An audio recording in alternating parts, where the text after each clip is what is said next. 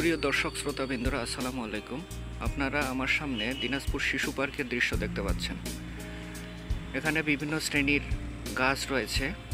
এই গাছগুলোর মাধ্যমে বিকালবেলা অত্যন্ত সুশীতল পরিবেশ এখানে বিরাজ করে। এখানে বিভিন্ন শ্রেণী পেশাজীবীর মানুষ আসে হাঁটাহাঁটি করার জন্য, শারীরিক ব্যায়াম করার জন্য, এবং অনেক শিশু কিশোররা এখানে আসে বিভিন্ন রকম খেলাধুলা করার জন্য এবং বিভিন্ন রাইডে ওঠার জন্য।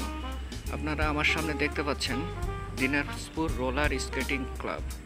এখানে রোলার স্কেটিং প্রশিক্ষণ দেওয়া হয়।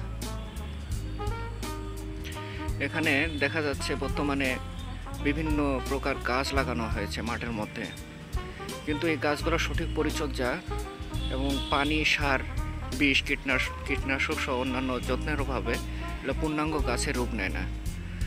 আপনারা অনেক জায়গা পলিথিন, বজ্র পদার্থ, এমনকি বোতল, অন্যান্য জিনিসপত্র মাটিতে পড়ে থাকতে দেখতে পাচ্ছেন।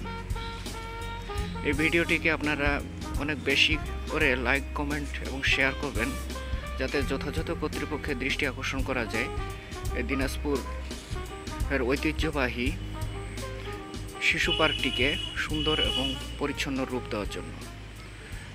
আপনাদেরকে সবাইকে ধন্যবাদ।